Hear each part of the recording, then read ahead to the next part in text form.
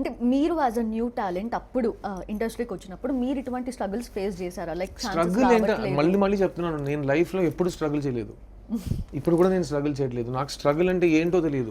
Wait చేశారా? నాకున్న struggles ఇంకెవరికి అర్థం కావు.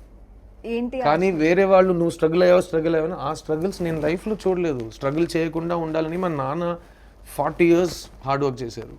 ఈ నా కొడుకు స్ట్రగుల్ అవ్వకూడదని మంచి చదువు ఇచ్చారు. తర్వాత ఆ పిచ్చోడు చదువు అన్నీ కంప్లీట్ చేసి ఈ చదువుకి నాకు సంబంధం లేదు, నేను సినిమాకి వెళ్ళిపోతానని వెళ్తుంటే అక్కడ కూడా మెయిన్గా నన్ను చదివించి వెళ్ళిపో అని చెప్పి పంపించారు.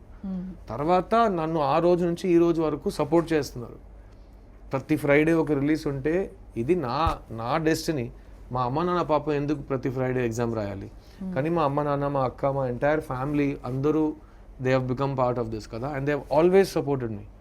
And by God's grace I have always been comfortable, I have been protected. నాకు everything is gone well. So నేను స్ట్రగుల్ అనే పదం నేను వాడను.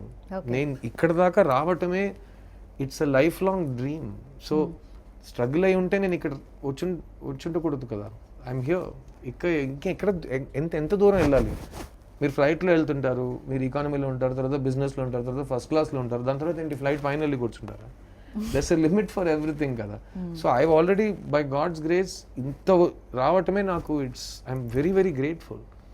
సో నేను నేను స్ట్రగుల్ చేశాను, నాకు ఇది రాలేదు, నేను అక్కడికి వెళ్ళాల్సింది తప్పుని నేను తప్పుగా చెప్తాను. నేను 15 years నేను అది కూడా చెప్పాను, నేను ఇది కంప్లైంట్గా చెప్పాలా లేదా మన హిస్టరీని చూసి నేర్చుకోవాలా అనేది ప్రతి టాపిక్లో నేను మీతో మాట్లాడతాను.